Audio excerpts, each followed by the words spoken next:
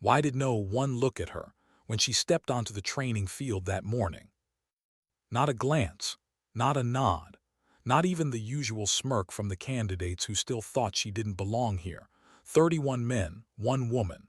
And yet, that wasn't why the silence felt different today. It wasn't resistance. It wasn't resentment. It felt like hesitation, like everyone knew something she didn't, like they were afraid for her or afraid of what was coming. Maya Winter tightened the strap on her vest, pushing a calm breath into lungs that still burned from yesterday's drills. The sun over Camp Pendleton had risen hot and sharp, already stinging the back of her neck, but she didn't flinch. Pain she could handle, heat she could ignore. What she couldn't ignore was the quiet inside her chest, the one whisper she kept trying to suffocate. They're hiding something. She didn't know what, not yet, but she felt it. 6 weeks into an experimental Navy SEAL pipeline. 6 weeks into the hardest thing the Navy ever created. And Maya had survived everything except the voice in her head that kept asking one question. Why her, why now?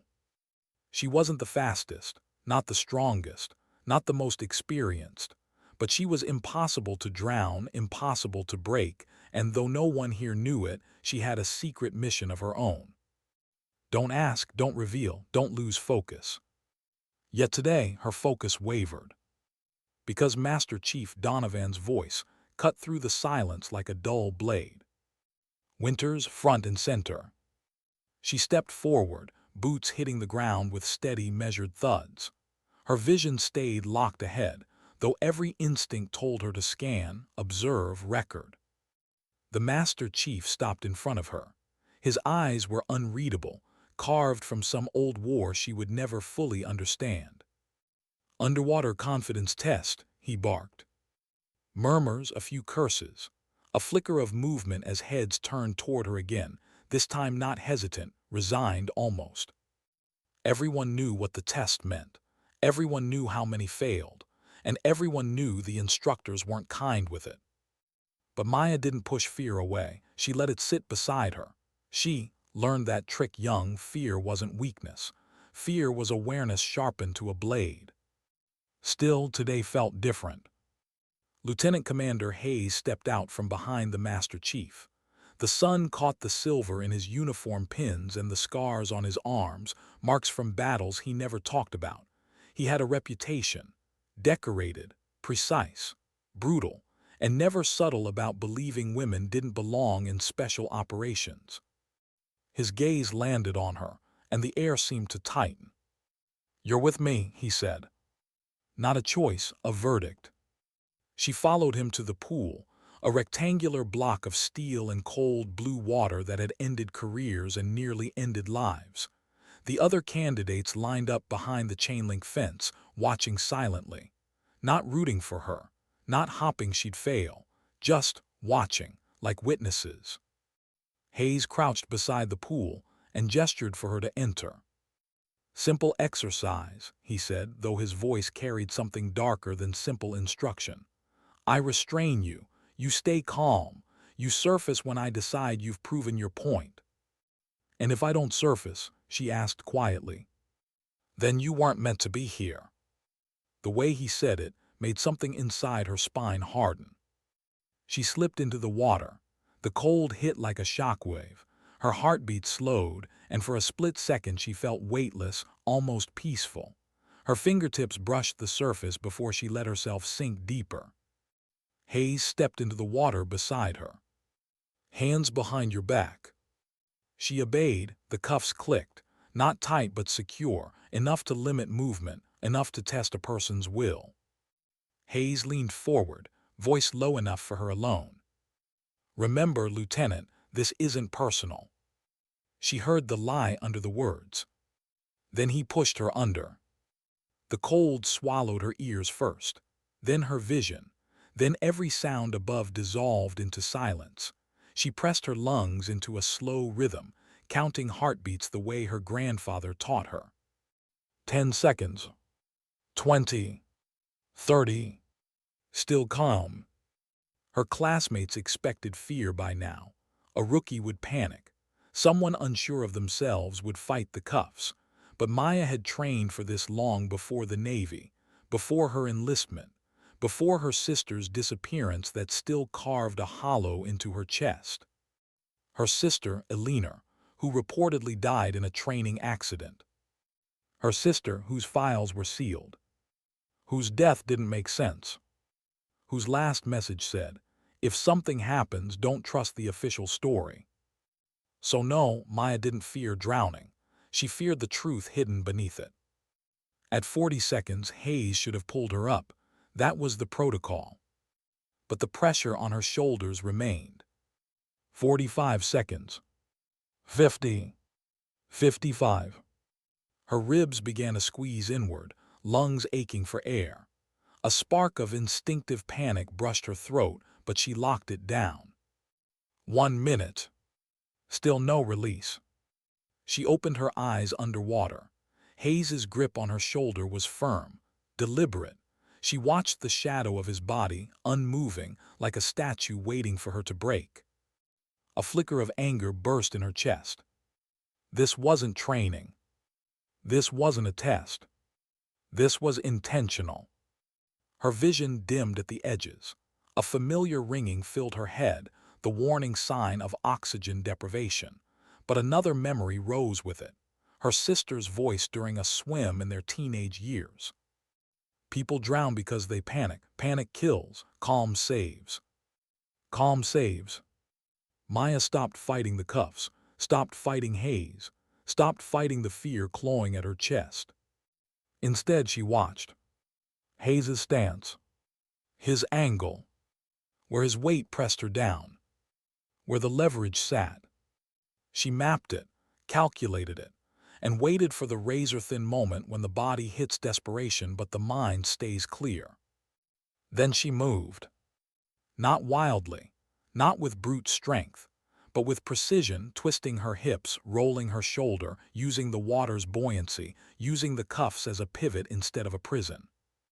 Hayes lost his balance. His grip slipped. She broke the surface like something returning from the dead, gasping in heavy, ragged breaths. Water streamed down her face. Her pulse hammered in her skull. "What the hell was that?" she choked out. Hayes didn't flinch. Didn't apologize. Didn't even look surprised. That, he said evenly, was reality. She stared at him, disbelief turning into something sharper. "You held me past protocol. This job doesn't come with protocol." "That wasn't training," she said, voice tightening. "That was an attempt to drown me." For a moment the silence returned, heavy, watching, unspoken. Then Master Chief Donovan's voice cut through. "Winter's my office now." She climbed out of the water, lungs still recovering, skin cold and burning all at once. The walk to the office felt like a march toward something she couldn't name, danger or truth, maybe both. Inside, Donovan didn't sit, didn't offer her a towel, didn't pretend this was normal. "You have two choices," he said. "Drop out now or continue, but if you continue, understand something." His eyes locked onto hers. "You're not safe here." For the first time, she saw something behind his eyes, not hostility, not dismissal. Fear. Not of her. For her. But Maya stood straighter. "My sister died in a training accident," she said quietly. "Except, nothing about her death ever made sense, and people don't sabotage gear in normal training programs." Donovan's jaw tightened, a small tell she didn't miss. "There are forces at work here bigger than you," he said.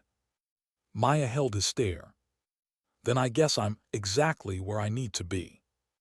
He didn't respond. He just exhaled once, like a man watching someone walk into a fire they didn't start, and dismissed her. But as she stepped back into the sunlight, one thought echoed louder than everything else. Something is wrong here, and whatever it is, it's connected to Elena. And she was ready to burn every lie to find the truth. Why did Rodriguez wait until lights out before knocking on her bunk? Maya sat up instantly, boots still on, muscles already responding before her mind caught up. He stood in the doorway of the dim barracks hallway, sweat darkening his shirt, chest rising with uneven breaths. He wasn't easily shaken. None of them were now. But something raw lived behind his eyes tonight. He didn't speak until she stepped into the corridor with him. "They switched it," he whispered. The words slid into the silence like a blade. "What gear?" she asked, though a small part of her already knew. "Mine," he said. "They switched mine with yours." A cold knot tightened under her ribs, her regulator, the sabotage, the note telling her to walk away. It all swirled back like dark water pulling her under. "Tell me exactly what happened." Rodriguez swallowed, glancing down the hallway to make sure no instructors were lurking. "We were prepping for tomorrow's dive test. You know, the 90-foot descent. My regulator," he paused, his voice thinning. "It failed the moment I hit depth." Maya felt the floor tilt slightly beneath her. "That failure wasn't an accident," he continued. "It was modified. The text said it looked deliberate." "And you're sure it was meant for me?" "Winters," he looked at her like he didn't want to say it but couldn't stay silent. "Your initials were scratched on the inside valve. Someone tried to scrape them off but didn't finish." The breath she pulled in was steady, too steady. The kind of steadiness that comes right before a storm. "Who else knows?" "No one," Rodriguez said. "I told the techs I messed with my own gear by mistake, took the blame so they wouldn't investigate." He stepped closer, lowering his voice even further. "Because if they investigate, whoever is behind this will know I talked." Maya studied his face, the sincerity, the fear barely contained beneath discipline. Rodriguez wasn't dramatic, wasn't paranoid. If he said someone was tampering, someone was. "Why tell me?" she asked quietly. "Because," his voice cracked, just a small fracture. "Hernandez washed out yesterday. Gear malfunction too, remember. Then Collins got heatstroke even though he hydrated like crazy. Ramirez twisted his ankle on a path we cleared the day before." His gaze lifted, and for the first time since training began, she saw something she hadn't seen in any of these men. Desperation. "We're not supposed to lose this many this fast," he whispered. "Winter's something happening to us." A long silence followed, heavy, thick with unspoken truths. Maya didn't promise him he'd be okay. Didn't lie, didn't comfort, she simply nodded once. "Thank you," she said. "I'll handle it." But as he walked away, Maya's pulse wasn't calm anymore. "This isn't about me surviving training. Someone is cleaning the board." And she didn't know why. Not yet. The next morning began with a sky too blue to trust. Training days usually carried the muted haze of coastal fog, but today the sun was sharp, the shadows crisp, the wind almost non-existent. Nature felt like it was holding its breath. The candidates stood by the shoreline for the long-distance surf swim. Waves crashed rhythmically, a steady heartbeat in the background. Maya checked her gear twice, then again. She didn't trust a single piece of equipment unless she had touched every screw herself. Hayes walked down the line of candidates, eyes scanning each face, lingering briefly on hers. There was no hostility today, no smirk, just observation. Like he was waiting to see something, or waiting for her to notice something. She ignored him. The whistle blew, they dove into the sea. Cold water punched into her chest, but she embraced it. The shock sharpened her senses, clearing the noise out of her head. The ocean was the one place nothing could lie to her. But halfway through the swim, movement caught her eye. Rodriguez struggling. His kicks were slow, uneven. His head jerked above the water, searching, panicked. He wasn't like this yesterday. She surged toward him without hesitation. His mask strap hung loose, cut halfway through. Not worn. Not broken. Cut. Someone wanted him to fail today, not yesterday. She grabbed his collar and pulled him close enough to share her breath. They surfaced together, gasping. "Someone's still watching," he said between breaths. Someone out here wants to see what you do. Her grip tightened on his vest, her mind already calculating distance, currents, angles, instructors, positions on the beach. If they were being tested, it wasn't written in any manual. "Come on," she said, "we're finishing this." And she dragged him with her, stroke by stroke, until they hit shore. Hayes watched her the entire time. Not interfering. Not helping. Studying. As if every choice she made mattered to something bigger than passing or failing. Later that afternoon, during simulated capture training, things escalated. The candidates were blindfolded, disoriented, and marched into the old warehouse instructors used for stress tests. They were supposed to endure verbal pressure, simulated torture techniques, maybe environmental discomfort. Nothing dangerous. But the moment Maya was shoved inside, the blindfold removed, and her eyes adjusted to the dim light, she knew something was off. Too many instructors. Too much gear. Too many weapons. Hayes stood in the center of the room, arms folded. When he spoke, it wasn't loud, it wasn't threatening. It was curious. "Winters, do you know why you're here?" She didn't answer. Silence was safer. Hayes nodded slightly, as if her refusal confirmed something. "In real operations," he said, circling her, "no one cares about protocol. No one cares about fairness. No one cares who your sister was." Her pulse kicked hard. The room grew smaller. He shouldn't have said that. He wasn't cleared to know about Eleanor at all. But Hayes kept speaking, voice low, deliberate. "They don't care if you're the only woman in the room. They don't care if you're exhausted. They don't even care if your equipment gets accidentally switched." He stopped in front of her. "They only care about what you do next." The lights flicked off. Gunshots rang out. Real ones. Not blanks. Not simulation rounds. Screams erupted behind her, men diving for cover. Maya's instincts took over. She dropped behind a crate as bullets shredded the metal pillars above. Instructors were firing at the candidates, not to kill, but close enough to injure. This wasn't training. This was a purge. Ramirez crawled beside her, eyes wide. "This isn't authorized," he whispered. "No," Maya said, "it's a message." From who? She didn't know, but she knew who held the answers. Hayes. She motioned for Ramirez to follow, and the two began moving through the dark, quiet, measured, invisible. The building felt like a war zone, every shadow hiding danger. Her heartbeat synced with each footfall, each breath. When she found Hayes near the far wall, he wasn't shooting. He wasn't even holding a weapon. He was waiting, as if expecting her. She grabbed him by the collar and slammed him into the concrete pillar before he could speak. "Tell me what this is," she growled. His expression didn't change, not fear, not anger. "Recognition." "Winters," he said, as if her reaction had been the real test, "you're asking the wrong question." She tightened her grip. Then Hayes said something that froze her blood. "You're not being targeted because you're here."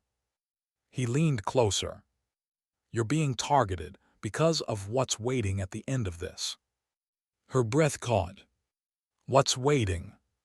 Hayes stared at her, troubled, conflicted, almost sympathetic.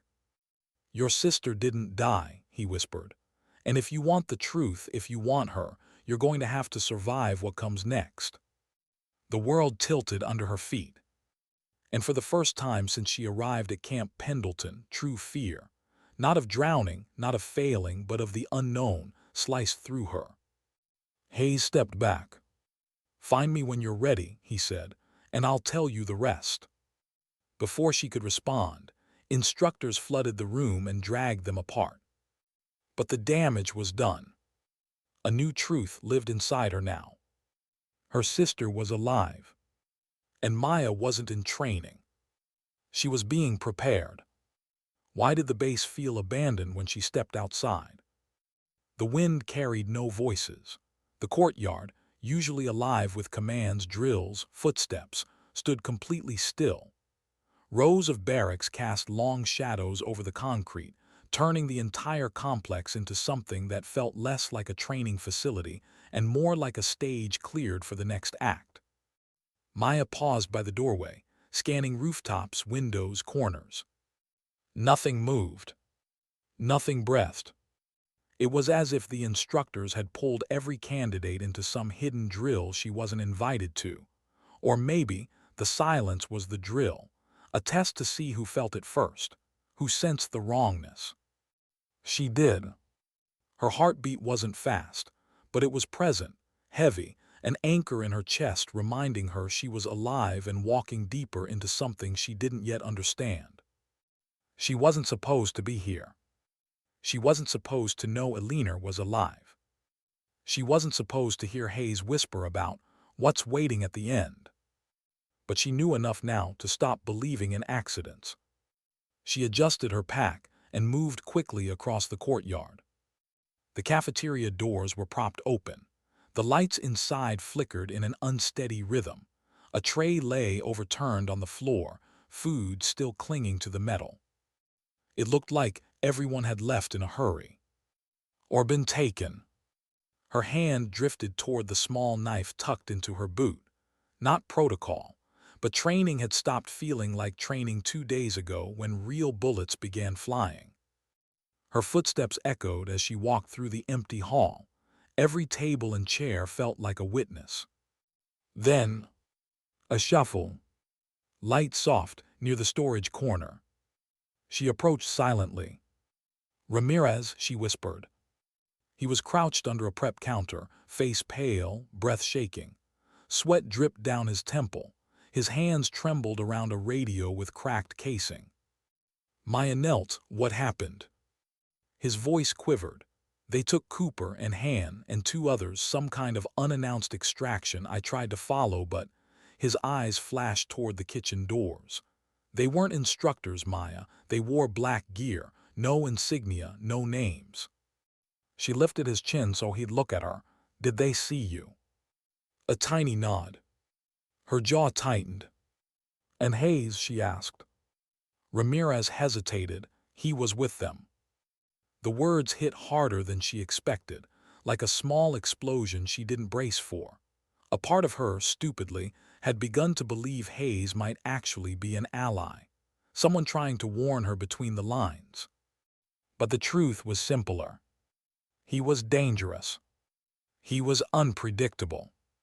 And the only thing more terrifying than an enemy was a man who couldn't decide if he was one. "Listen to me," she said, gripping Ramirez's shoulder. "We don't panic, we think. What else did you hear?" Ramirez swallowed hard. "They said something about a transition phase and clearing the field." Clearing the field. Like chess pieces removed before the real game began. She stood scanning the room. "Come on, we're not staying here." They slipped out into the open air again. This time the silence felt heavier, like it knew they were trying to outrun it. On the far side of the compound, she spotted the warehouse used for night operations. Lights flickered inside. Shadows moved. Not trainees, not instructors, people with intent. She motioned for Ramirez to follow. When they reached the side door, Maya pressed her ear against the cold metal. Voices several. 2 candidates unaccounted for. "Doesn't matter. The directive is to collapse the test phase by sundown." "And Hayes?" A pause. A sigh. "Hayes will do what he's told, one way or another." A chill crawled up her spine. Hayes wasn't in control. He was trapped in something larger, just like them. Maya nudged Ramirez back. They moved toward the rear loading dock, crouched behind a stack of crates. Ramirez's whisper broke the tension. "Winters, we should run." "Run where?" "Off base, into town, anywhere." "And then what?" "Hope whatever this is doesn't follow us. Hope the people who cut your mask strap suddenly grow a conscience." He had no answer. She inhaled, grounding herself against the storm inside her chest. "We find Hayes," she said. "He knows what's happening." Ramirez blinked. "He tried to drown you. And then he told me my sister's alive." Ramirez's mouth opened, but no sound came. Before he could respond, footsteps approached, fast, coordinated, disciplined. Maya grabbed Ramirez and pulled him behind a supply truck just as two figures rounded the corner. They were dressed in matte black combat uniforms. No rank, no branch, no identifiers. They moved like SEALs, but not SEALs from Pendleton. Different. Sharper. Kill trained, not trained. "Check the barracks again," one said. "The sister is priority. Command wants eyes on her before extraction." "The sister." Maya's pulse froze. "They mean you," Ramirez whispered, horrified. Maya grabbed his wrist. "We're moving now." They darted behind the truck, then across the alleyway, sticking to shadows, every sense sharpened to a knife's edge. The compound felt like a hunting ground now, and they were prey. They reached the small armory building, locked and dark. Ramirez picked the lock using a technique Maya had watched him practice out of boredom weeks ago. Inside, the smell of oil and gunmetal greeted them. Lights stayed off. She scanned quickly, selecting non-lethal gear, flashbangs, smoke grenades, zip ties. Ramirez frowned. "Why not take rifles?" "Because rifles escalate, and I need answers, not bodies." Ramirez grabbed a taser. "Fair point." As they exited, the moon finally broke through the clouds, washing the yard with pale light. It revealed something neither of them had seen before. A transport helicopter parked behind the far hangar, engines cold, tail numbers stripped. Hidden, waiting. This wasn't an exercise. This was extraction. And extraction meant someone at the top knew more than Donovan, more than Hayes, more than any of them. Maya began to approach, but a hand grabbed her shoulder. She spun, knife ready, and stopped. "Hayes." His face looked different now, less stern, less composed, more human. He held no weapon. "We don't have time," he said. Ramirez raised the taser. Maya lowered it with a sharp shake of her head. Hayes looked between them, breathing hard from running. "They're coming for you," he said. "Both of you now." "Why?" she demanded. "Why us? Why the sabotage? Why the attacks? Why the disappearances? Why?" "Because," Hayes said, voice almost breaking, "they needed to see what you'd do when the board was rigged." She stared at him, mind racing. What board? The training, the failures, the drownings, the ambushes, all of it. His jaw clenched. It wasn't training, it was selection. Her breath hitched. "For what?" Maya whispered. Hayes stepped closer, eyes storm-dark. "For the operation your sister volunteered for, the one she vanished on, the one that needs someone who won't stop, not for orders, not for protocol, not even for survival." Silence hung heavy.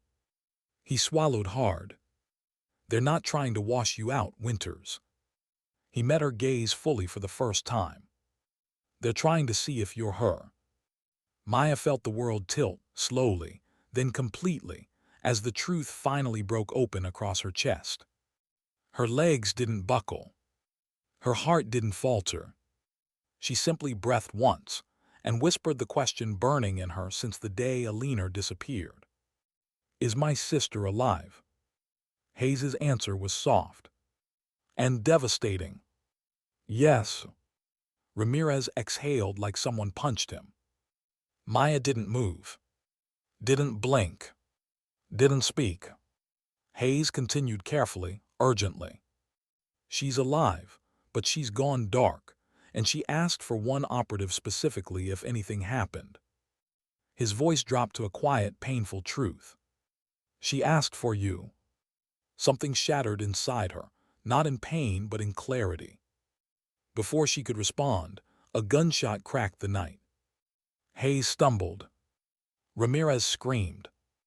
And Maya spun toward the rooftops, instincts firing. This wasn't a drill. This wasn't sabotage. This was war.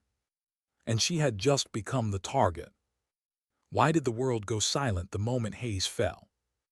The gunshot still echoed in the distance, bouncing off metal roofs and empty barracks, but everything else froze. The wind, the night, even her breath. Hayes staggered backward, one hand clutching his side, eyes wide with shock rather than pain. Maya reached him before he hit the ground. "Stay with me," she ordered, pressing her palm to the spreading warmth on his uniform. Blood seeped through her fingers, hot and frighteningly fast. Ramirez knelt beside her, hands trembling. "We're exposed. We need cover." Another bullet sliced the air, hitting the pavement near his knee. They dove behind a generator as shards of concrete sprayed their boots. "Sniper," Maya whispered. "Position north rooftop." "How do you know?" Ramirez breathed. "Because no one else shoots like that. Because her sister shot like that. Not to kill. To disable. To warn." Hayes groaned, pulling her focus back. His voice was thin, fatting. "You need to move now." "Where?" she demanded. "Where is she? Where's Alina?" He winced, gripping her wrist with surprising strength. "Secure comms building, east wing, second floor, locked panel. That's where the Valkyrie files are. Everything about her, about all of them." His eyes flicked past her, toward the rooftop. "They won't let you reach it." "Who will?" But she already knew. The black uniform operators. The ones cleaning the field. The ones clearing out candidates like debris. Hayes coughed, blood touching his lip. "You weren't supposed to get this far, but now you have to finish it." Hayes stopped talking. "No," he tightened his hold. "Listen, Winters, whatever you think about me, whatever you think I am, know this: your sister believed in you. She said you were born for this." His breathing hitched. "Avenge her," he whispered. The word struck her like a physical blow. Not because he said avenge, that implied loss, implied finality, implied death. She wasn't ready to accept that. "I'm not avenging anyone," she said sharply. "I'm finding her." But Hayes's focus had already dimmed, slipping toward unconsciousness. Another bullet hit the metal near her head, snapping her attention back to the rooftop. Ramirez cursed. "They're trying to pin us." "No," Maya said. "They're trying to separate us." He blinked. "Why?" "So they can take me alive." The realization chilled them both. Maya rose slowly, gripping her knife as she studied the angles, the distance, the shadows. The shooter's rhythm matched the training she recognized, precise, calm, emotionless. This wasn't an assassin. This was a handler. Someone making sure the operative, her, moved exactly where they wanted. "Not tonight." "We're heading east," she said. Ramirez nodded, swallowing the fear burning in his eyes. They moved. The base turned into a labyrinth in the dark corridors of shadows, corners hiding unknown shapes, doors that once felt safe now feeling like traps waiting to be sprung. The moon hid behind drifting clouds, dimming the world in a gray wash of uncertainty. Every sound became a threat. Every silence became a warning. Halfway to the comms building, they heard footsteps, multiple boots hitting concrete with controlled precision. Ramirez whispered, "2 squads, maybe 3. "Not instructors," Maya murmured. "No," he agreed, dread threading his voice. "Not even close." Voices drifted through the stillness. "Priority target is the female. Orders are to extract alive if possible. Ramirez is expendable." Ramirez stiffened. Maya grabbed his arm. "You stay right behind me, no matter what." He nodded, jaw set. They ducked behind stacked supply crates. 2 operators passed, black uniforms, suppressed rifles, night vision gear. They communicated only with hand signals, not SEALs, not Marines, not even CIA. This was a ghost unit, the kind used for things even Congress never heard about. Maya pulled a flashbang from her vest. Ramirez's eyes widened. "You're not thinking." "Cover your ears," she whispered. She waited for the operators to turn the corner. Then she threw it. The explosion of white light ruptured the silence, flooding the alleyway. The operators recoiled, rifles dropping, visors flaring with static. Maya moved first, knife slicing through the first man's arm, sending his weapon spinning. She flipped him over her hip, using his momentum against him, slamming him into the ground hard enough to steal his breath. The second swung blindly, reaching for her. Ramirez tackled him, yelling, "Go, go, go." Maya didn't waste a second. She grabbed the first operator's radio. "Command, target secured." The static-filled reply came instantly. "Bring her in." Her blood ran cold. Her voice dropped, mimicking the distortion she'd heard earlier. "Copy, moving to checkpoint now." She killed the radio before they could trace it. Ramirez stared at her in awe. "You've done this before." "Not like this," she muttered, "but close enough." They sprinted toward the comms building, staying low, staying hidden. Every step felt like walking deeper into a truth she wasn't sure she was ready to learn. When they reached the east wing, the building loomed taller than she remembered. Steel doors, reinforced windows, silent as a tomb. Ramirez checked the perimeter. Clear. "Not for long," she whispered. Inside, the hallways were dimly lit, humming with the faint vibration of servers and encrypted lines. Her boots felt too loud on the tile. Second floor. Locked panel. Valkyrie files. She moved quickly, scanning each doorway, each shadow. When they reached the server room, she stopped. The keypad shimmered faintly, recently touched. Someone had been here minutes ago. Ramirez frowned. Maybe Hayes wasn't the only one who knew. She pressed her ear to the door. Nothing. No guards. No voices. Just the quiet hum of machines. Maya typed in Hayes's code. The lock clicked. They stepped inside. Cold air hit her face. The room glowed blue from server stacks. A metal panel at the far wall held a secured keypad, matching Hayes's description. Ramirez whispered, "This is it." Maya approached the panel. Her fingers hovered over the lock. Then she saw it. A fingerprint reader smeared with blood. Fresh. Ramirez tensed. "Whose?" The lights cut out. The door slammed behind them. A second later, a voice came from the dark, steady, confident, too familiar to mistake. "You shouldn't have come here alone." Maya froze. Her throat tightened. That voice, that tone, that cadence, it belonged to only one person in the world. She turned slowly as emergency lights flickered on, illuminating a figure at the doorway. A woman. Tall, strong, hair tied back, eyes sharp enough to cut steel. Alive. Her sister, Elena. Maya didn't breathe. Elena's expression held a storm, regret, fury, grief, and something colder. "You weren't supposed to find me," she whispered. "Not yet." Maya's voice cracked. "You're alive." Elena's jaw tightened. "And now your life just became a target." Why did her sister look at her like she was both salvation and a mistake? The emergency lights flickered, casting Elena's face in alternating slices of blue and shadow. She hadn't aged much, only hardened. Lines that didn't come from time but from choices, from missions she'd never been able to speak about, from ghosts she carried alone because no one else was cleared to share them. Maya stood frozen. Ramirez didn't dare breathe. Elena didn't move either. She just stared, like she was trying to memorize the shape of Maya before the world tore it away again.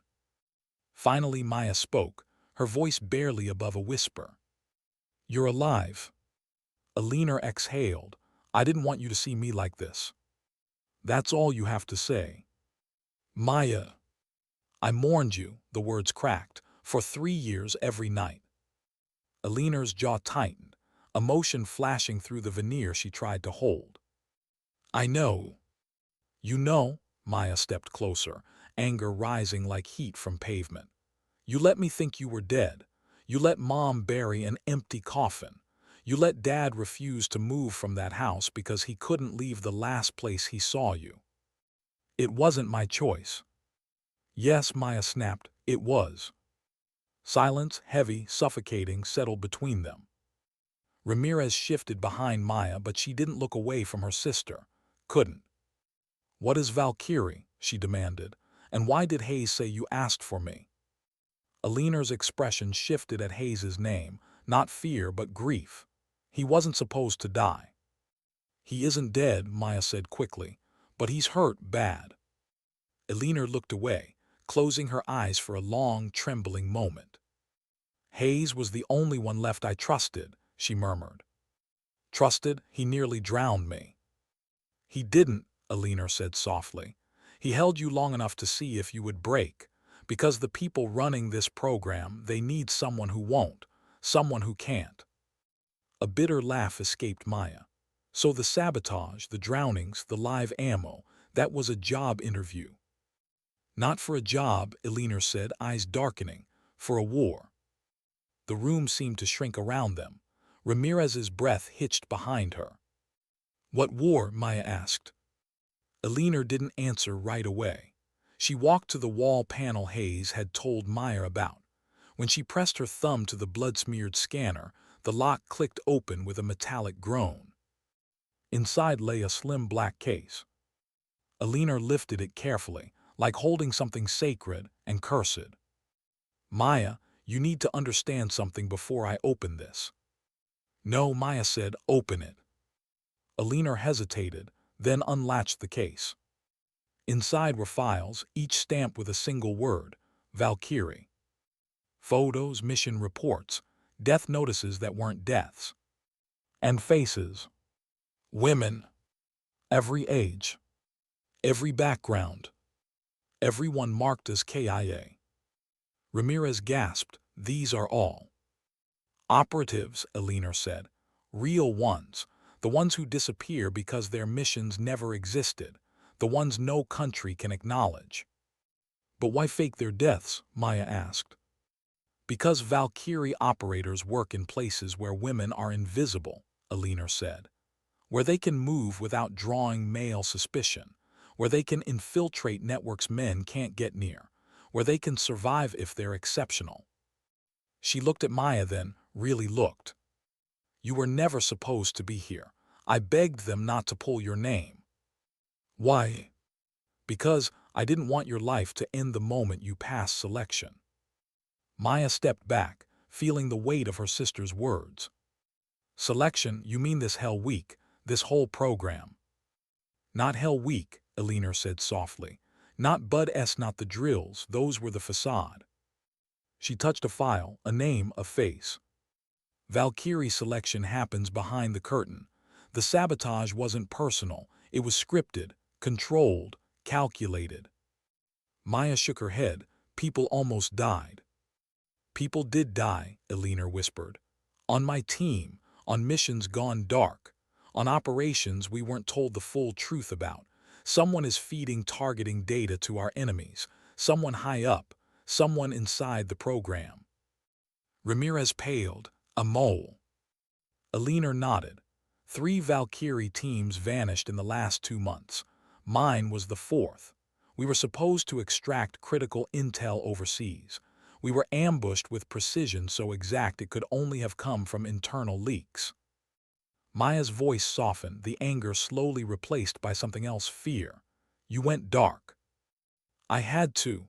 Eleanor met Maya's eyes. Once I realized the program was compromised, I couldn't trust command. I couldn't trust Donovan. Couldn't trust half the people who trained me. Hayes was the only one who believed me. And he told you about me. Yes, he thought you could help. That you could be the operator who slips through the cracks they can't control. The one wildcard they never saw coming. Maya swallowed hard. The one they'd never expect. The one who can find the traitor, Alina whispered, and maybe save the one still alive. A quiet beat passed. Then Maya asked the question she feared most. Were you running the test on me too? Alina looked pained. No, I fought them. I begged them not to bring you into this. They told me the selection needed fresh operators, that they needed the best, that you were the best. Maya's throat tightened. I didn't want to be the best, I just wanted answers. And now you have them, Alina's voice broke, but the truth has consequences. Before Maya could respond, the overhead lights buzzed. Footsteps echoed in the hallway, heavy, rhythmic, closing in fast. Alina's head snapped toward the sound. They're here. Ramirez grabbed a weapon from the rack. How many? Too many, Alina said. They're coming for the files, for Maya, for all of us. Maya stepped forward, then we fight our way out. Alina caught her wrist, eyes fierce. No, you don't fight yet. You escape.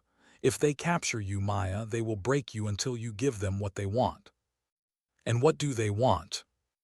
Alina stepped closer, resting her forehead against Maya's, voice trembling with fierce, desperate love. They want you to replace me. Maya froze. They think you are the next Valkyrie, Alina whispered, but you are not theirs to shape, you're mine to protect. Boots thundered down the hallway. Shadows moved behind the glass. Alina shoved the black case into Maya's arms. Take the files, find the mole, find my team. What about you? Maya demanded. Alina smiled sadly. I was already gone the moment they buried me. The door blew inward. Alina pushed Maya behind the server stack as armed operators stormed the room. Ramirez raised his weapon. Maya, run. Maya's voice cracked as she whispered her sister's name. Alina. Her sister gave her one final look. A soft, aching smile. Go. And Maya ran, into darkness, into danger, into the storm that waited for her.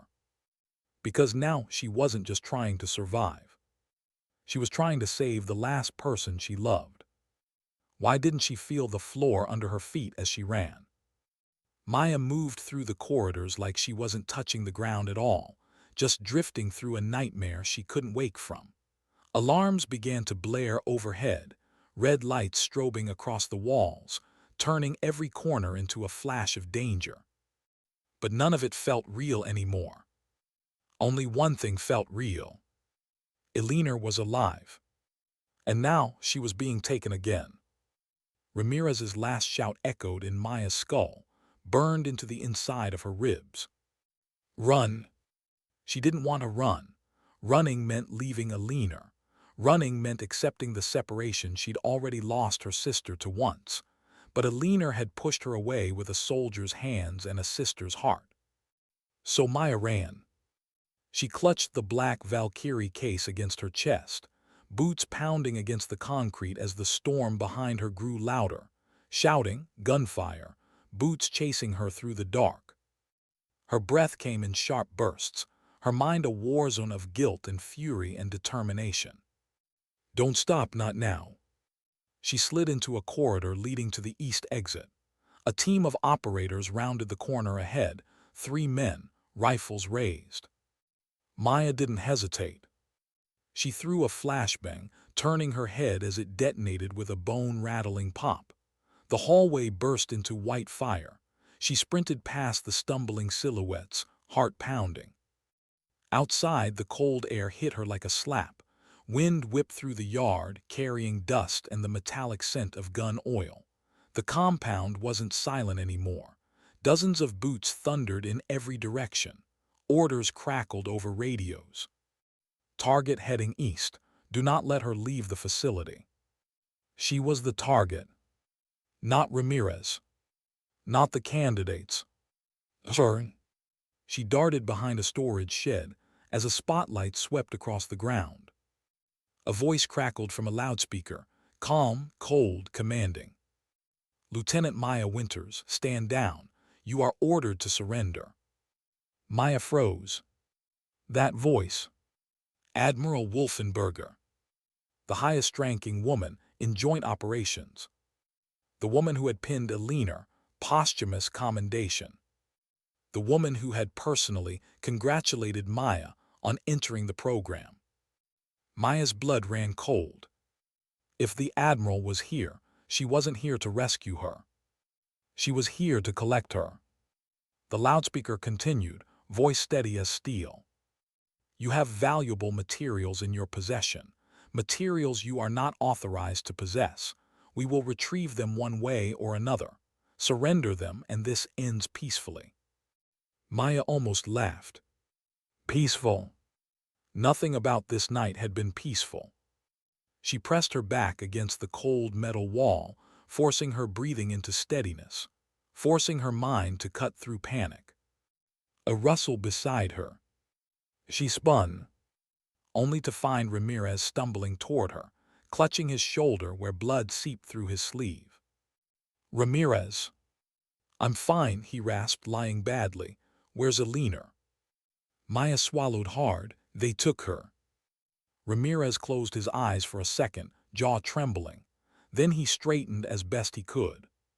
What's the plan? Plan? She didn't have one. Not yet. But she had instincts, training, and the burning knowledge that time was running out. She surveyed the yard. You see that maintenance tunnel access, she whispered, pointing toward a small concrete hatch half hidden behind a generator.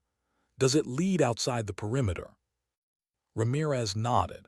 It drains into the ravine behind the ridge, maybe 200 meters past the fence. Good, she tightened her grip on the briefcase. We get out, regroup, then we come back for Alina. We, he repeated, blinking. You think I'm leaving you here, she snapped. You're the only person I trust right now. Emotion passed over his face, shock, gratitude, fear. But he nodded. Gunfire erupted on the far side of the yard. Wolfenberger's voice boomed again. Winters, don't make this worse for yourself. Too late. Maya darted across the yard, staying low as bullets tore into the dirt behind her. Ramirez followed, limping but determined. They slid behind the generator housing as operators shouted. She's by the south fence. Maya threw open the drainage hatch. A dark tunnel yawned beneath them, the smell of damp earth rising like a warning. Ramirez coughed, ladies first. She shook her head, go, I'll cover. He hesitated a split second, then dropped into the tunnel. Maya held the hatch open with one hand, while the other clutched a flashbang. Footsteps approached. 5 seconds away. 4. 3. She pulled the pin, threw it, slammed the hatch shut, dropped into the darkness just as the explosion shook the ground above. The tunnel was narrow and cold. Ramirez moved ahead, guiding with his good arm. Maya crawled behind him, every scrape of concrete against her elbows echoing like distant thunder. When they finally reached the exit grate, Ramirez kicked it loose and dragged himself out into the ravine. Moonlight revealed a steep drop, trees swaying in the wind, and far behind them, the compound glowing with alarms. Maya collapsed beside Ramirez, clutching the Valkyrie case to her chest. For the first time, she let herself breathe. They were out. For now. Ramirez rolled onto his back. What now? Maya didn't answer immediately. She stared at the case, fingers trembling slightly. Inside this metal box lay the truth behind Alina's disappearance, the names of missing women, the evidence of a traitor inside Valkyrie. The reason Hayes died. The reason Alina was forced to vanish. The reason Maya had been hunted all night. She opened the case. Files scattered across the dirt. Photos of operators, mission outlines, redacted logs, coordinates, patterns, names crossed out. And one page that made Maya's heart stop. Active operator, Eleanor Winters. Status, CAPTURED, asset retrieval required. Location undisclosed. Authorized by ADM, JNETWLFMBRGR. Maya stared at the signature. The Admiral wasn't trying to silence Elena. She was trying to own her, to use her, to control the Valkyrie program from the inside, to erase any woman who resisted. Ramirez looked over her shoulder. "She's the mole," he whispered. "No," Maya said, breathing slowly, rage simmering like heat in her bones. "She's the architect." Ramirez pushed himself up. "Then we expose her." Maya gathered the files, her voice low, filled with a calm that scared even her. "No," she said, "we destroy her." Ramirez swallowed. "How?" Maya lifted her eyes toward the dark horizon. "By doing exactly what she fears." "And what's that?" Maya looked at the case again, at Elena's name, at the names of every woman who had died for lies, becoming what she tried to erase. Ramirez stared at her. "A Valkyrie." Maya shook her head slowly. "No, something she can't predict, something she can't control, something that doesn't follow orders, only truth." She stood, wind brushing through her hair, moonlight catching her eyes with cold purpose. "We find her, we save her team, we end the program." Ramirez rose beside her, resolute despite the pain. "And if we can't?" Maya looked back at the compound, once her battlefield, now her beginning. "Then we make sure she never buries another woman again." The wind fell silent. The night watched them, and Maya felt something settle deep inside her, not rage, not vengeance. Purpose. A quiet voice rose in her mind, Elena's voice. "Sometimes dignity doesn't speak, it simply acts." Maya tightened her jaw. "Let's go." Together, they disappeared into the dark. Two shadows carrying a truth too heavy to bury, and too powerful to stop. And somewhere behind concrete walls and locked doors, Elena waited. Not helpless, not defeated, but fighting, because she knew her sister was coming. And Maya would burn the world down before she let her be alone again.